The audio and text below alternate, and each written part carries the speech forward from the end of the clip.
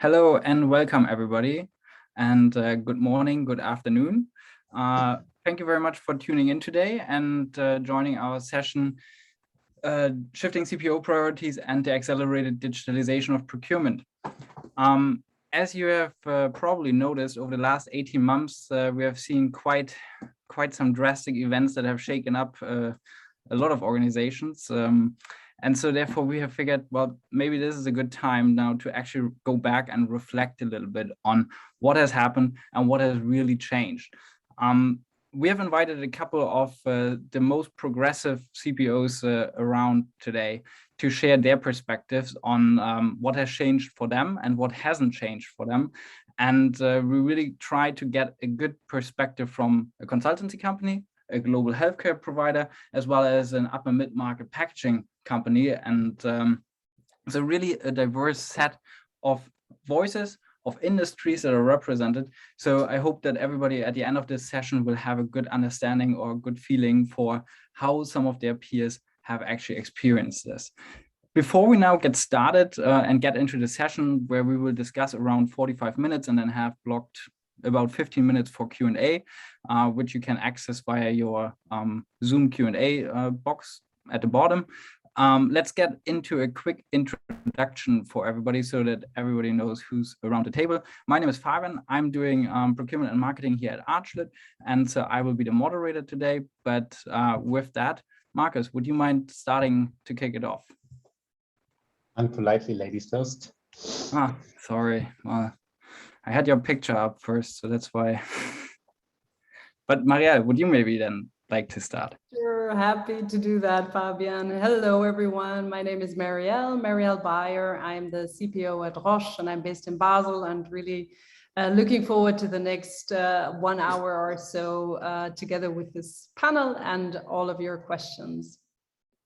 Over to Karen. Yeah, thank you, Marielle. Hi, everyone. My name is Karin Hagen-Gierer.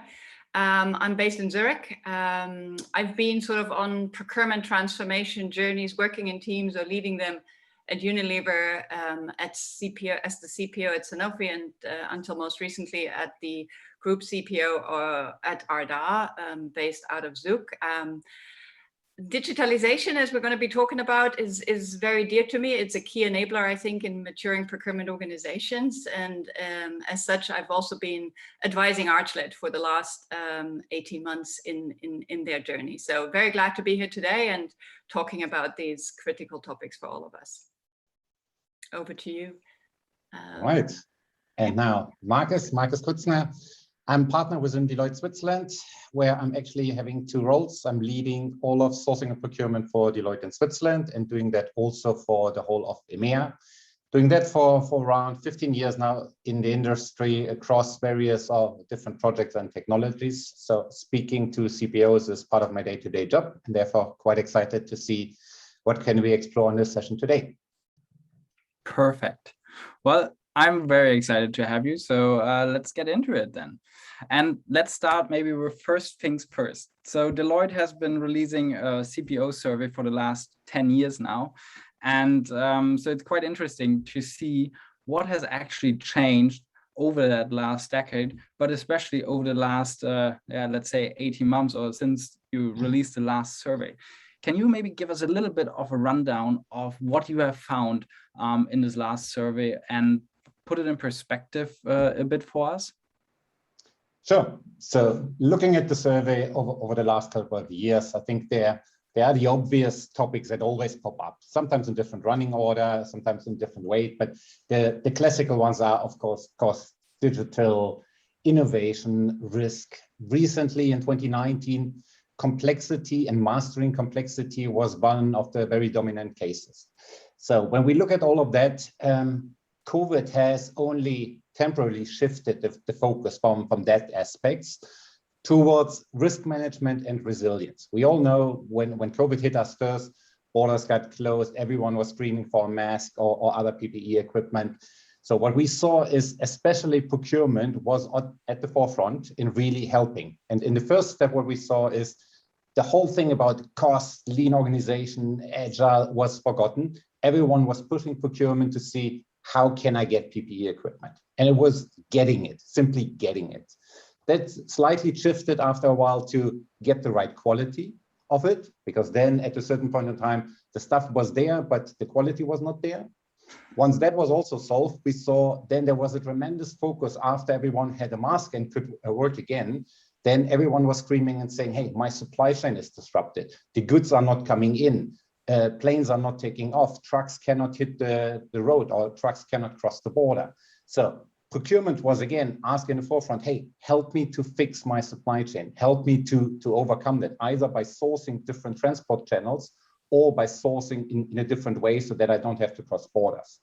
Now, that helped also to create quite some uncommon and unpredicted new collaboration. So we saw a lot of our clients suddenly helped other clients, even sometimes the competitors or some completely other clients from other industries with PPE equipment. There are a few examples where they suddenly then had 1 million of masks and they openly shared it. So we saw quite a nice collaboration between various industries happened. And that also was used then once COVID slowly was on a ramp down, because then those new ecosystems and relationships was looking for. Now, COVID has slowed down. Everyone speaks about the fourth, the fifth wave potentially, but everyone now has a mask. The price for the goods really dropped. Borders are open again, maybe not the tourism, but the professional business works more or less. Procurement helped a lot to professionalize also the supply chain, the resilience.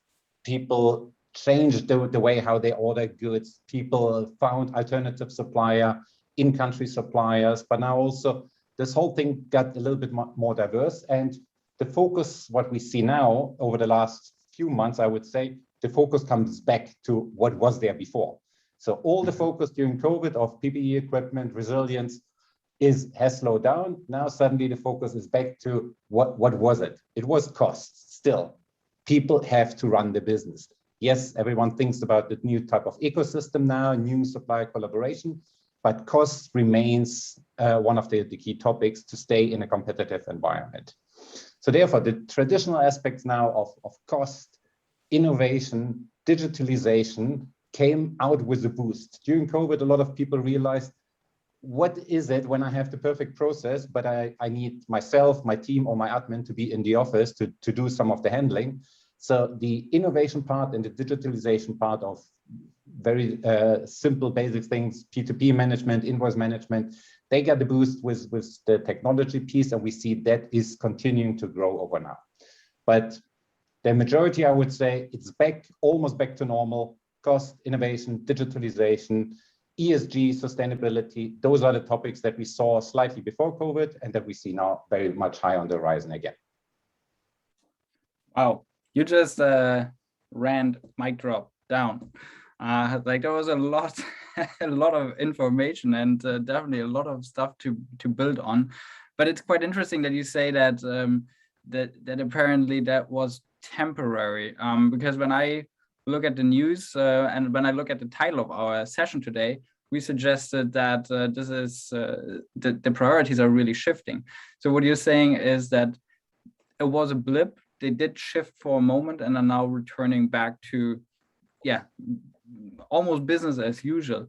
Is that how you see that as well, Karin, or is there anything that you see different? Because it seems that yeah, targets have always been a little bit in flux and never quite static anyway. But I know that for you, VUCA has been a term that has been on a that you have been using for a while now as well.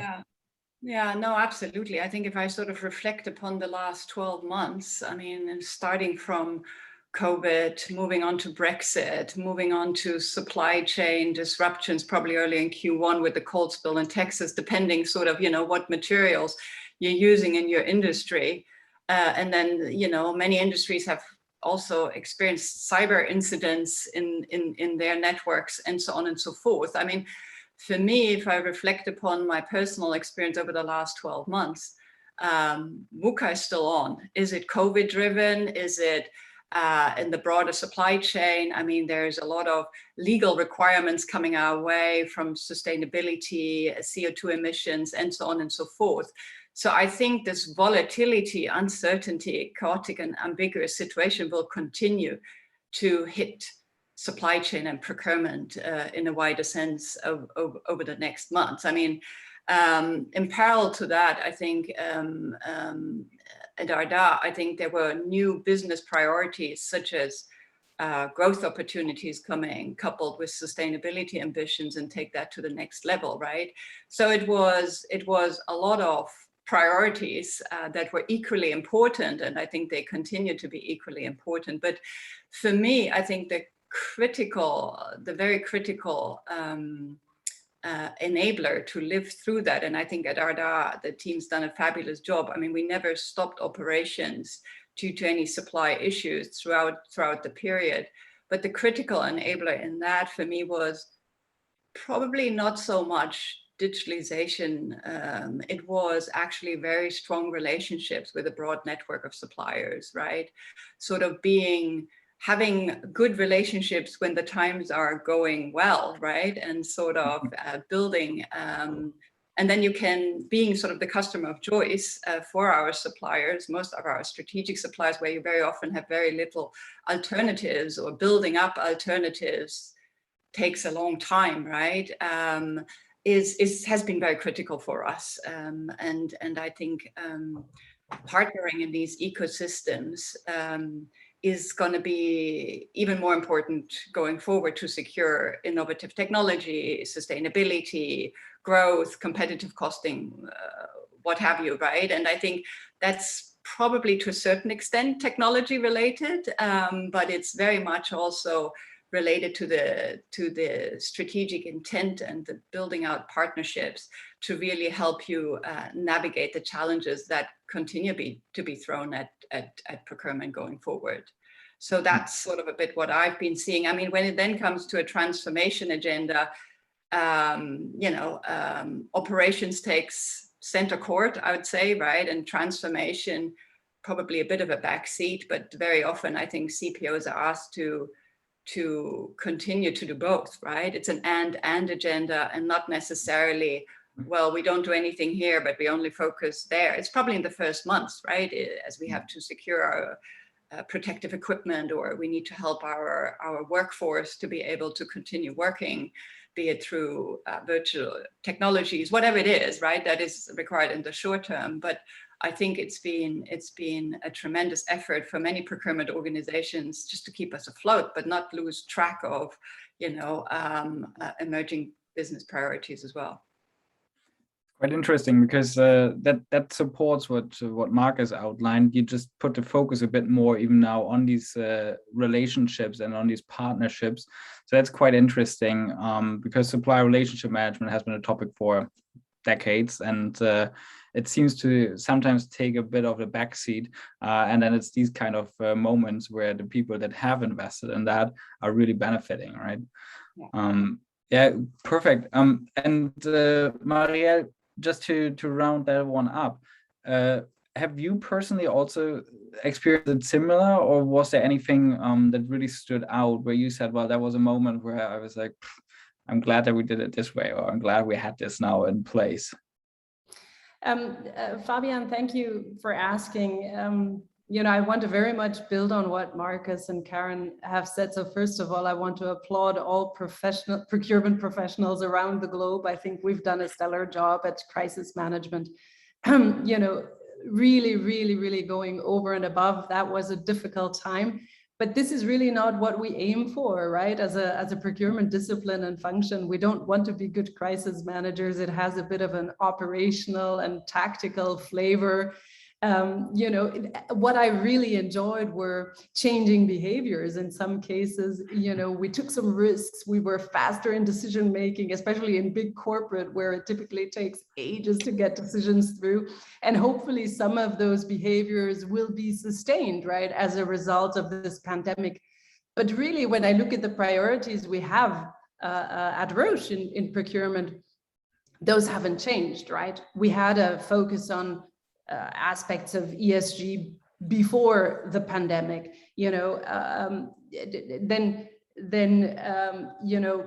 risk, resilience, those are things, long ago we've looked at, perhaps with a with a nuance, right? Focusing on business continuity plans with sole or single, providers, right?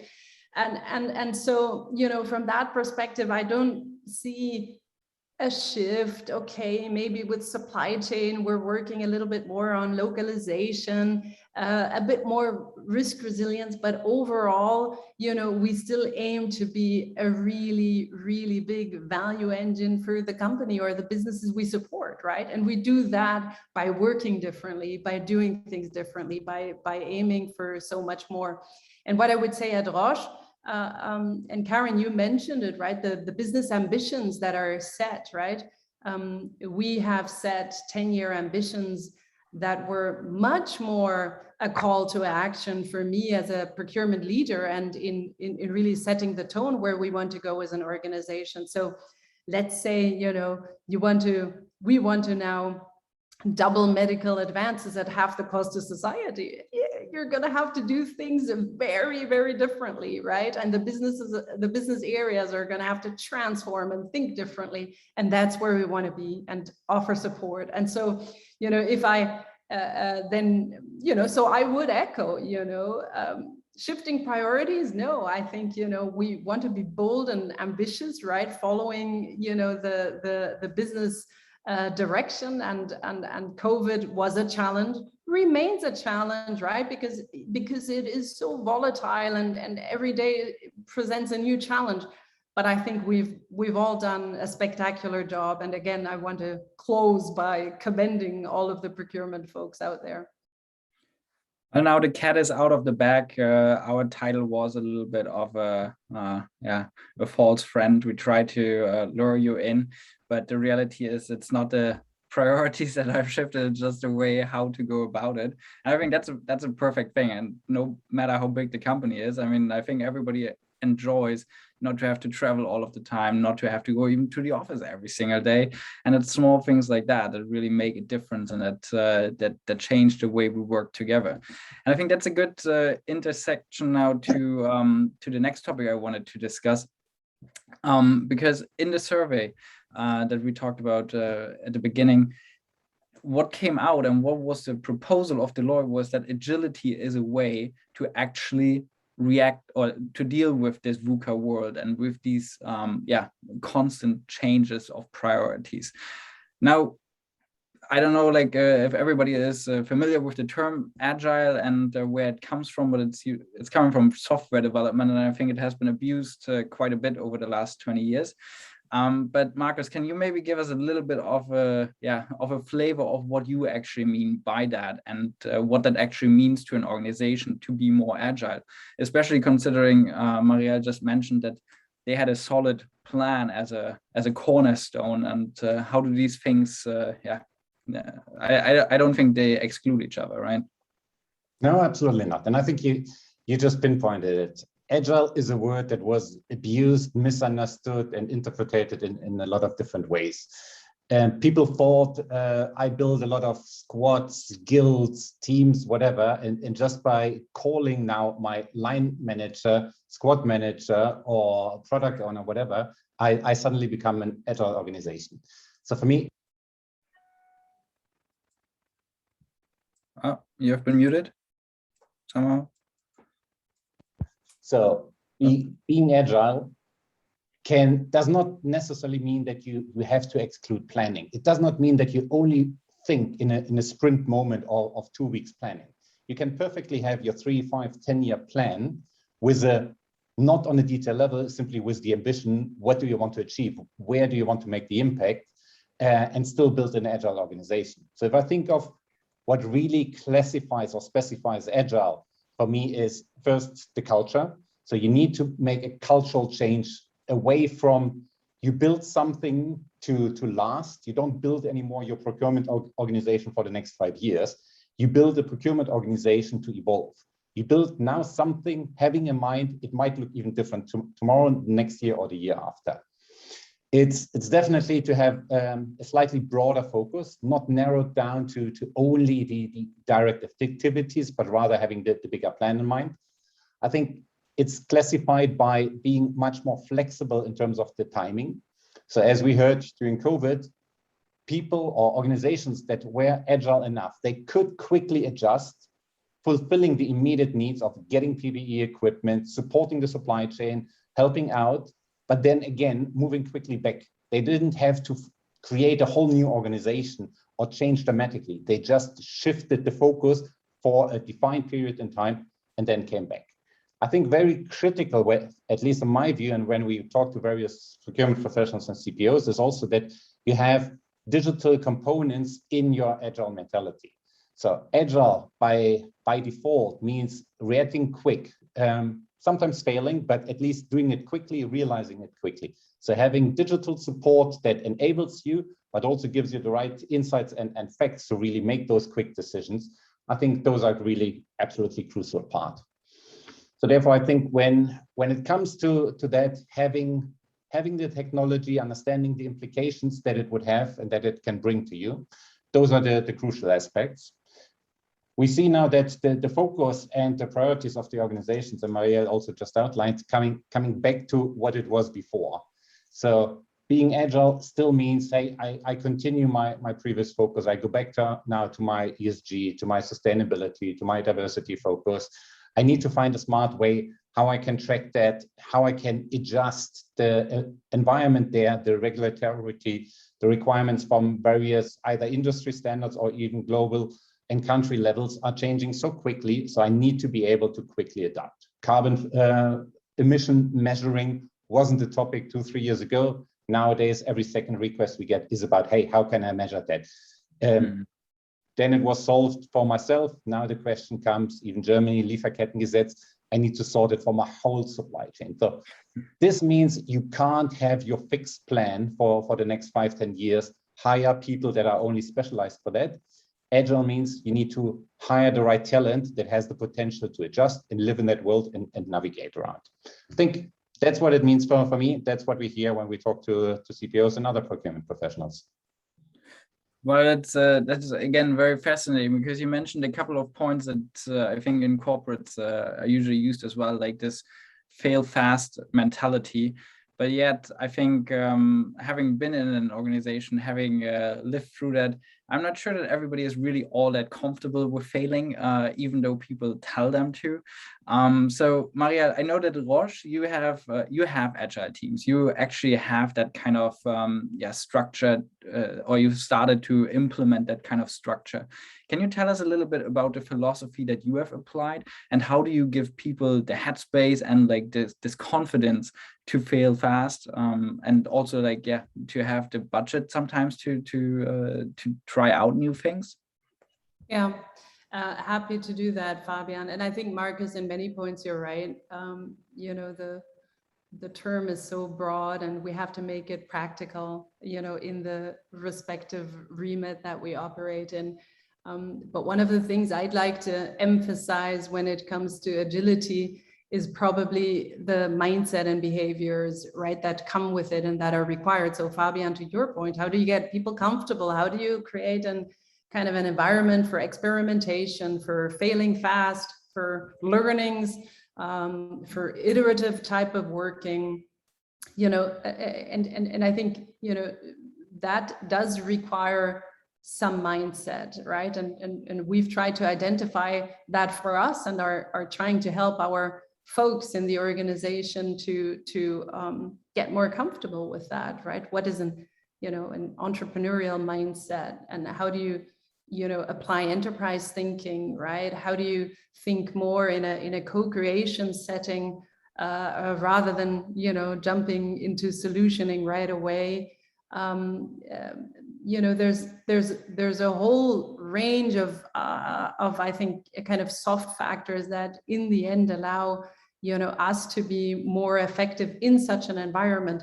But of course, it's extremely helpful that Roche as a whole has adopted kind of the agility, right, as a means to be successful, right? And combining that also with creative leadership, right? That's where we want to go. For me specifically, again, just wanting to make it practical, you need people who want to collaborate, who want to work together, who are inclusive in how they engage, who who have that kind of spark around let's ideate and let's get people around sometimes very simple things, right? And you just need to also empower them. You need to give them some space, you know, to allow for experimentation. So in the structure that we are in the process of implementing now, at the end of the day, I see, you know, leadership more the role of a talent architect, right? So it's really around architecture. You have, you know, a business challenge or an opportunity, and now what is the capability you need, right? Who do you need to bring together to drive a specific outcome? And I think we need to start to be much more open to, you know, interpreting value in alignment with what the business recognizes is value for them, right? And based on that, really also using some of those agile working methods. I mean, there's nothing wrong with that. I think, you know, all of us have been in some sort of sprint, and that's pretty cool, right? And you're amazed, right, how quickly you actually get to, you know, a minimal viable product. That's cool, right? But I'm more looking for the behaviors and the mindset, the soft skills that are needed really to enable. And so this is a process, it's a journey. For some, it comes very easy, for others, it doesn't, right? And then you need to help those folks and or, you know, bring certain talent in so that you can really capitalize on it. But I definitely think it represents a tremendous opportunity. And I like that you said it's very similar to what we talked about before. It's again not either or, it's and, right? Like this is one way of working that has to fit in, but it's not the only one. And we don't shift completely the way we work to, oh, now we need to all be agile. And the other thing that I really liked about what you said is it's about leadership. And I mean, like this round, like the people that have signed up to this webinar are mostly CPOs or like leaders. And so I think this is a really cool message for them. And I remember, Karin, you once gave us a book at the conference, The Founder's Mindset, just in order to inspire this kind of thinking a bit. Yeah, no, absolutely. And, you know, I mean, Maria, what you're doing at Roche is really great. I don't think every organization is at a level of maturity to play with agile teams, right? I mean, that is really, I think, at the forefront of really what this could look like, next to really practicing the agile mindset. But I think what I'm sort of also seeing is sort of agile decision making in this world of VUCA, right? Is continuing to be very critical. And if I sort of also look a bit at the evolution of procurement's contributions to that and the complexity of decisions and parameters that need to be taken into consideration, either when doing supplier decisions or sourcing decisions, right? I mean, to make it very practical, has also led me to really drive a lot around very simply working on data quality, data availability, so that you have access to whatever you need when you need it, but also that you have opportunities to create scenarios, right? And create this optionality and allow senior leadership together with procurement to take certain decisions fast, which is sort of, you know, just bringing it maybe a bit more back to basics. And when you have less mature procurement organizations, that doesn't mean that you have to wait until, you know, your whole organization embarks on an agile journey, because more often than not, we're not finding that necessarily. But I think even in our own, let's say, procurement remit, we can work on agile or driving that, I would say, in a probably smaller scale as well. And that has been working quite well for me in the past, really creating these scenarios and creating optionality for leadership to make calls on that. Just sort of maybe for the broader audience as well, while it's great to have really aspirational examples like you've just been sharing. But I think there is a lot we can do day to day and go up the ladder. And I just wanted to highlight that as well. But really cool. And I would like to stay on that topic, because that brings us now to the second part of our title, right? This accelerated digitalization of procurement, and where can technology actually help us? And I know that you're very passionate about technology, and I think you started to explore that. Now, what we see, or what I've experienced also working with Marcus, for example, is most people, even though they talk about digitalization, even though in the surveys, digitalization is always one of the top 3 priorities of people, what we see is people working in Excel, working in Outlook, investing in tools that they then don't use. So what is your perspective of, like, why is that? What are the challenges, and why are people not actually becoming more digital in the way they work? What is stopping them from doing that? Is that for me? Yeah, that's for you. Yeah, sorry. Okay. And it's especially for you, because you have seen it now in big corporates and more mid-sized corporates. Like, so you have like this varied perspective, because I think the challenge is shared, no matter how big or small you are. No, and I think I'm happy to, as you say, having lived through various levels of maturity and starting points in procurement organizations, in large, small, and sort of B2C, B2B companies. I think some of the challenges are similar, and some of, I'm just probably highlighting a few of the learnings, right, that I take away. And maybe if you're at the start of a journey, it's just something to really consider. And I think the one that comes to mind first for many is digitalization, right? Is all about technology. And I think that is probably quite a misconception. For me, digitalization has the team, the stakeholders, the suppliers really at the core, right? And I mean, first, before you get going, I mean, it's really important to understand what are the stakeholders really looking for from an opportunity point of view, but also from a pain point of view. What are they experiencing? And the stakeholders could be broad. They could be within the organization, our own procurement teams. They could be colleagues we work with, right? And if you think at the extended source to pay process, but it could be also suppliers who are making sort of certain poor experiences because of the processes and how we construct them. Then I think the next element, the human element in this, is really, you know, depending if you're in a rather immature organization, just to get a bit of inspiration and really, you know, an understanding what good or great can look like is of tremendous importance, right? And I think there are many folks out there, if you invite them to share with you what they're observing, and what you know, great tools, technologies, value creation opportunities are out there, and how they have been used with real good success stories and cases, but also talking a bit about the challenges around. I think that is clearly an element I would very much emphasize to create that excitement around it. And then lastly in this, I think it is really critical that you find a few folks, a few volunteers, people are really, you know, a bit more adept, and they're keen, and they want to change the game, right?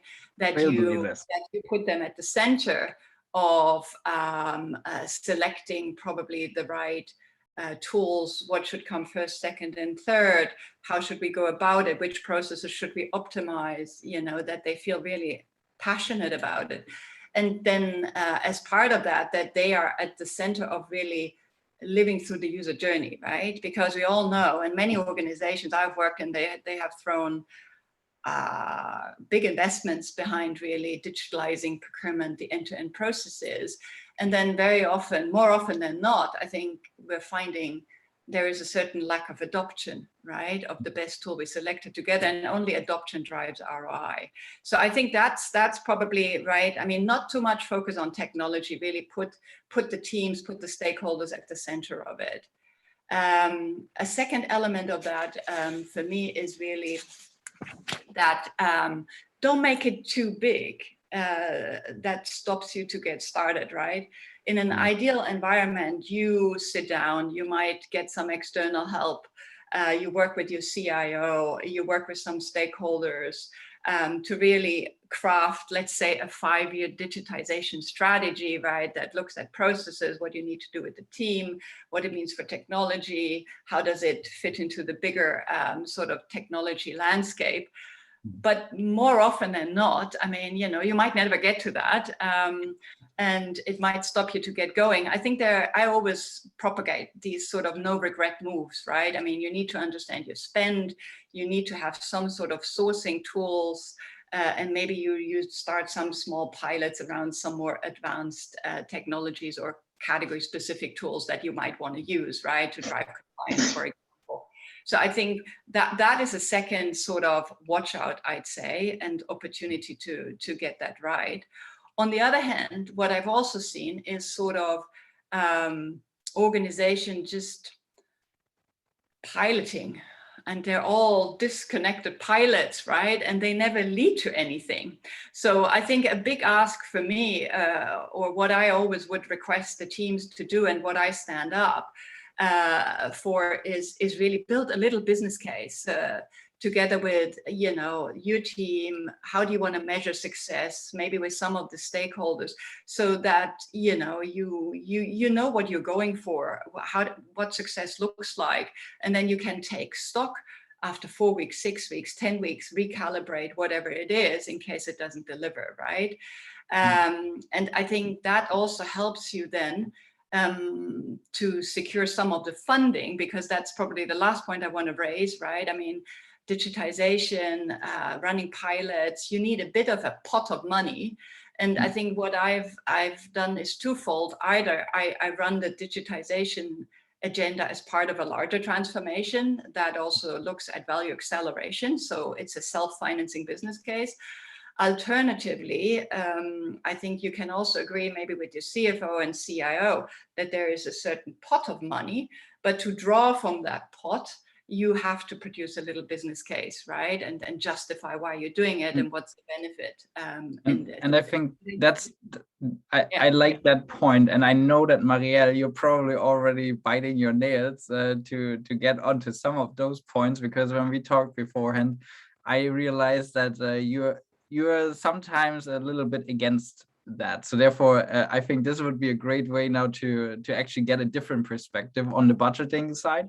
But also, I know that like I agree, these no regret moves, they are absolutely essential. I'm 100% behind that. But how to actually, like again, we talked about why didn't people adopt it, and like what is wrong with technology sometimes that we don't even get there. So Marielle, if you wouldn't mind sharing your perspective on that. Yeah, Fabian, and I mean, just to be clear, the path that Karen just laid out, you know, if that works and when that works, I'm all for it, right? You know, it all depends in the environment you're in, right? And we shouldn't just stop, right? We need to make sure we get those funds and to make those investments. But I'll give you a little bit of a perspective.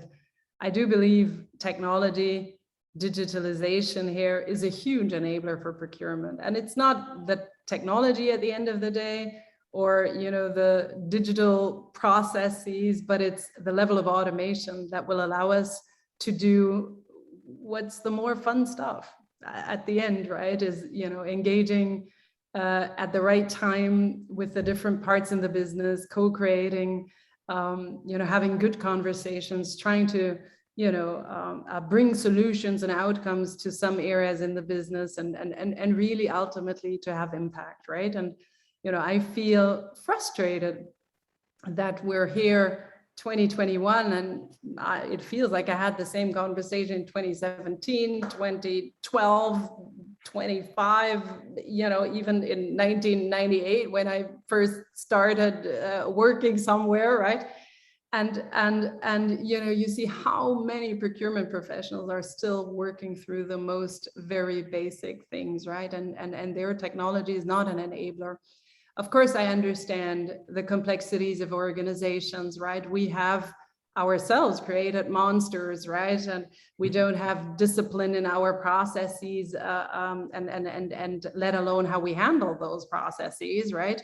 You know, we have never approached things end to end, which is now biting us, right? And I mean, I can point to all of the different areas, and yet I feel frustrated. I feel really frustrated why we are here having the same conversations, why we haven't figured out how we can deploy, you know, a state-of-the-art technology that really allows us to focus on value, on true value to the business.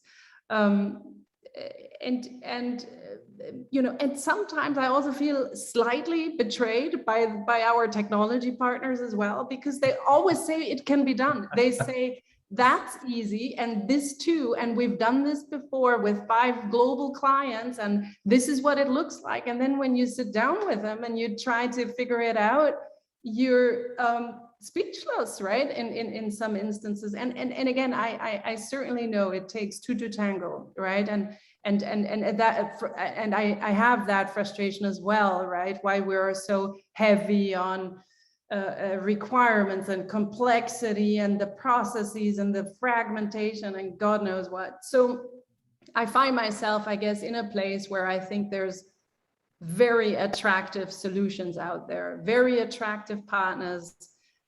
They represent a tremendous opportunity. I want to, as a procurement leader, want to creatively apply some of that technology. I realize it's not going to solve all problems, but I think it can make a difference, and I want to experiment with it. Perhaps small bets, to Karen's point, right? You know, pilot it, you know, and then scale it up when you see this is actually working, and you know, you can figure out the integration into the 178 back-end systems that you have potentially, right? And all of that, but I think there's a tremendous opportunity, and so it's exciting that we see, you know, startups, that we see partners come up with novel technologies. It creates a lot of curiosity and also opportunity. And then when it comes to funding, right, I think the approach there I've taken, you know, I try to create the space in my budget, right? And that comes through transformation, right? You have to make some tough calls, right?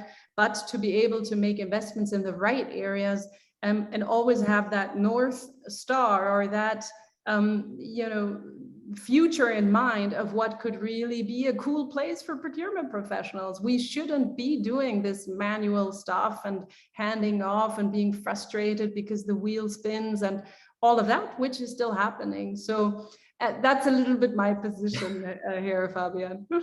I think it's great, because there is no right or wrong in that sense, but it's really, as you said, it depends on what is the organization and what do the businesses require. And I think there's some organizations that are a little bit more advanced and mature, like the ones that you work with, and then there's some that are a little bit more classic and a little bit more yeah, what's the other good word for that?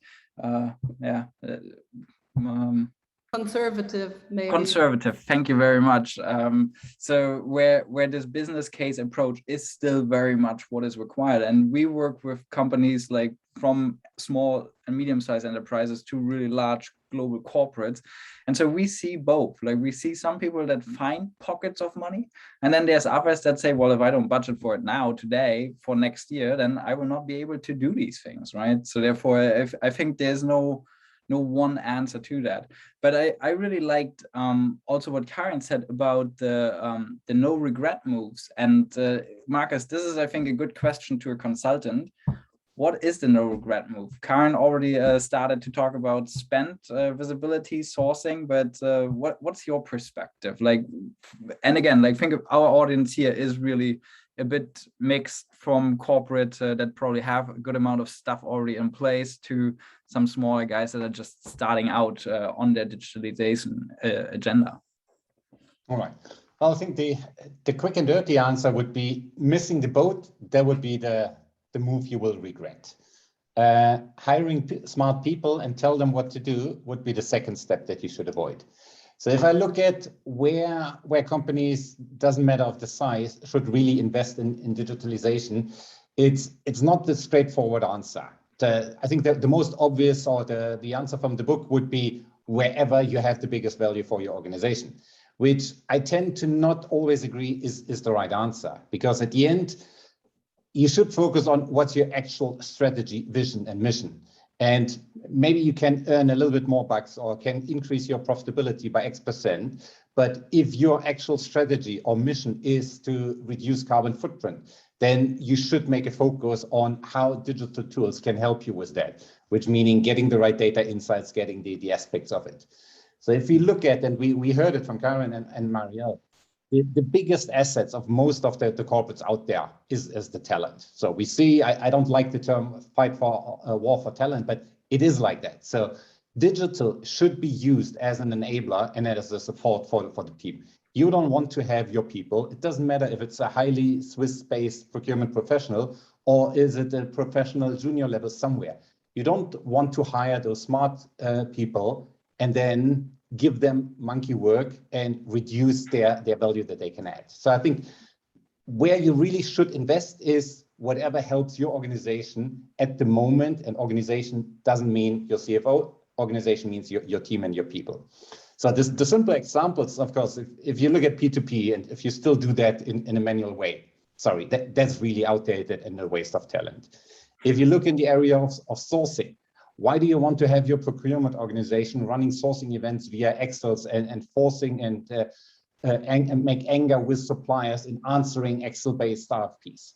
So there are smart tools out there that can help you so that your organization can then really focus on the tough negotiation or finding the nitty-gritty supplier that is not on the top list somewhere, but that has the better offer. So therefore, I think technology really should be there to first enable the team, and then secondly, to help to achieve your mission and vision, which is something that you constantly reevaluate. So as simple as that, it depends, the classical consulting answer, it depends on waiting for it. You as your organization, it depends where you are in your journey. If you're much more advanced, you might want to invest in different things, in best of breed little aspects and getting the last piece out of it. If you're at the beginning of the journey, you might want to focus on a suite. So looking where you are, I think that drives a little bit where you want to invest. And if you don't know how to start, well, feel free to reach out. Well, that was so subtle. Perfect. Hey, it's already 47, and just before we started, I was saying that I'm a little bit nervous, like, will we get through, will everything work out? And I think we're perfectly in time, and I've seen the chat go crazy with questions and already some back and forth, but I think this is a great opportunity for Sarah to come in. Hi, Sarah. Would you mind taking over now the Q&A part? So I'm sure there were a couple of good ones in there. No, I wouldn't mind at all. And yes, I just want to say, first of all, we got a lot of great insights and great questions, but we only have time for a few. So it was hard to choose. But first off, just to all of the panelists, what is the top reason procurement managers resist adopting digital tools? Well, I can give it a head start, and then let's give the ladies to answer as well. What happened to ladies first? Like, I thought that was how this all started out. That was in the beginning. My simple view, on the one hand, it's simply because it's the wrong leaders. If you have the wrong leaders at the top that are still living in the old world, they will not deliver the right message, and therefore they can't change their thinking. So it requires a cultural and a mindset shift at the top. And we have not yet seen that really on top level. So I would say that's the first one. The second is the misperception that everything costs money. I think Maria and Karin both spoke about it. There are ways to fund. And yes, there's always this great consultancies that tell you we can do it value-based or it will be a self-funding thing. A lot of those things can be really done like that. It's simply don't let the funding stop you from starting thinking about it. So therefore, I think that's what I see when I speak to a lot of people. They just have the perception in mind, and that's why they don't even start going down that route. And last but not least, it's the lack of knowledge what is out there. Simply everyone knows the Cooper, the Arrivas, the Jaguar, the Cycles, the GEPs of this world, but the other 1,000 small startup companies, not naming any of them, but the knowledge about them exactly is lacking in the market. And there's great companies out that help corporates to find those niche players. I know Roche is one of the leading examples that work with digital procurement world and finding those, or throwing out not the RFP, but simply the challenge. I think that's the right way to do it. And now I stop. And I know that Marielle is actually a speaker at DPW, which is in 2 weeks' time. So if you can't get enough of her opinions, sign up. I think we even have a ticket still left to give away.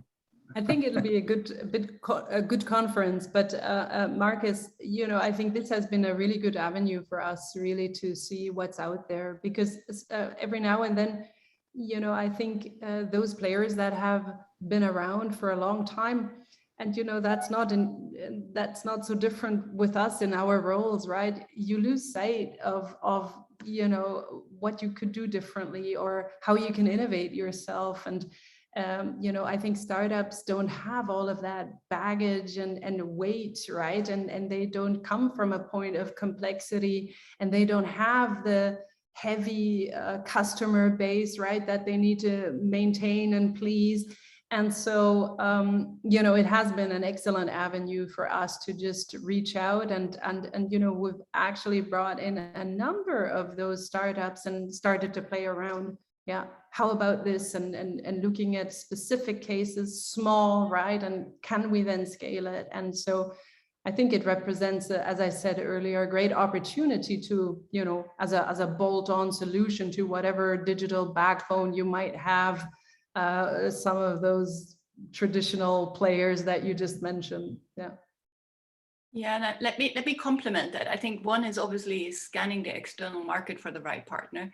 The other big element I have to say is, one is obviously mindset, the level of curiosity that someone brings in to innovate themselves, right, or future-proof themselves. And I think somehow, it seems there is a multi-generation procurement teams we're leading, right? And I think there is an element in such that some people probably are not as eager, let me call it like that, to adopt new technologies and make their lives and work differently, let me call it out like that. But the other element, also from my personal experience, being user experience for some of the solutions that we have asked or introduced to procurement organizations, the experience has been really poor, right? It was the 5th or 6th or 7th or 10th different module solution. You have to really sign in and do this, and you know, and nothing speaks to one another, whatever. I think it's getting better. It's really getting better. I think we're talking about user journeys as much on the procurement side now as we did from the customers or consumers or patients, whoever is out there. So I think that's great progress. But I think there is something in sort of getting the internal team's mindset to embrace this as an opportunity rather than a threat or a challenge.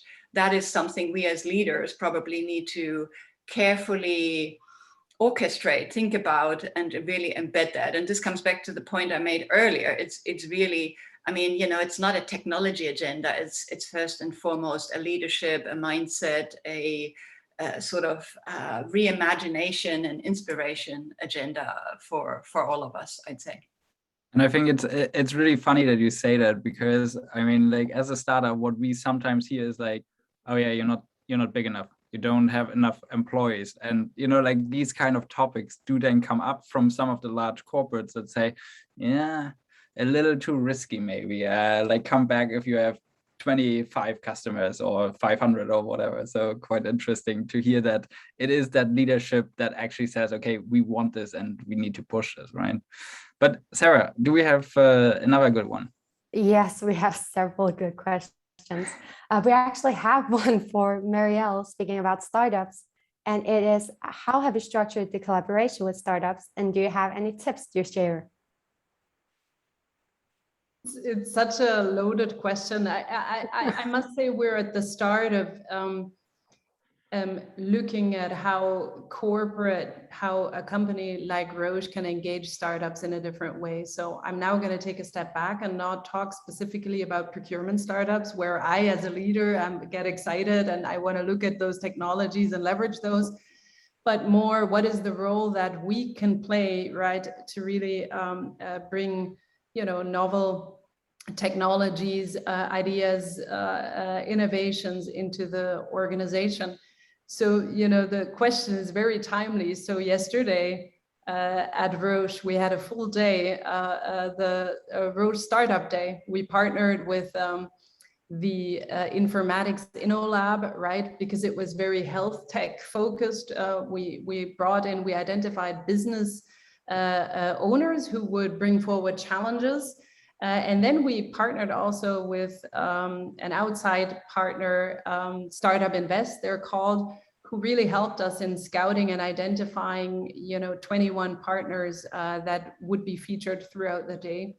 They had their startup pitches. We had also some panel discussions, really to get people excited, and some ideation thinking stimulus.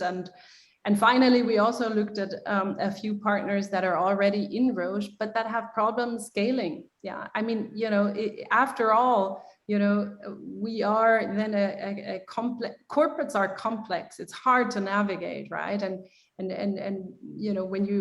when you find a partner who has an interesting technology or innovation, right, and you evaluate and there's something there, right, how do you help them scale it up, right? So they become a partner. And so we had some scaling sessions. There's definitely something there. And if we in procurement don't play a role, right, if we don't rethink our role, right, and we always interpret it in a conventional way, right, I think it is very valid to operate and work with strategic partners. They are also a reason why big corporates are successful. You need that, but you also need to introduce, a lightweight innovation. And I think, startups can bring very different aspects to topics like sustainability or diversity, because there is no legacy. There is nothing they bring, have to bring along, right? And that's hard to cut the cord. So timely question. I think we can play a very critical role here with startups overall, and really start to create meaningful connections. That's what it's about, really, and helping those folks then to turn those connections into impact.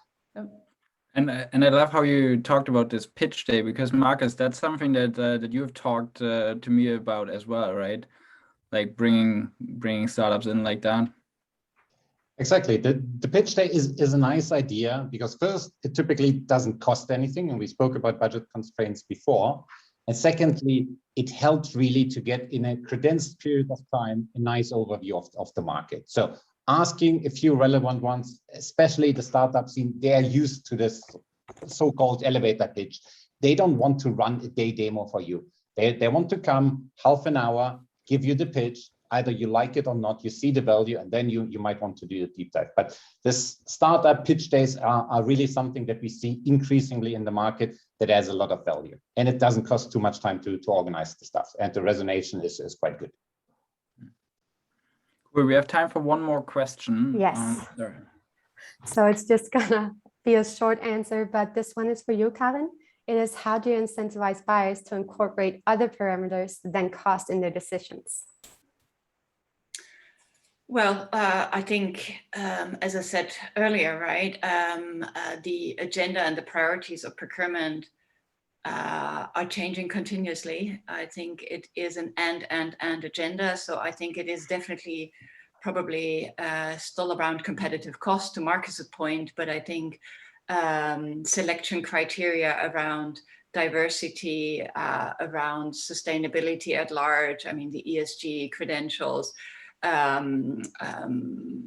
any other category specific topics that are critical to you to be included. I think that is day-to-day business. And I think as a leader, if you make certain requests and you request certain scenarios to be built out prior to really setting up a sourcing event, will trigger the right questions to be asked, data to be collected, analyzed, and incorporated. So I think it starts with the respective CPO, category lead, etc., to ask the right questions to their procurement teams. Perfect. Well, to the minute, thank you so much for those insights and for the lively discussion. I loved it. I enjoyed it a lot. We have like all that I have to say that is left to everybody who joined us today. Thank you very much also for taking the time. We will make the recording available for everybody else.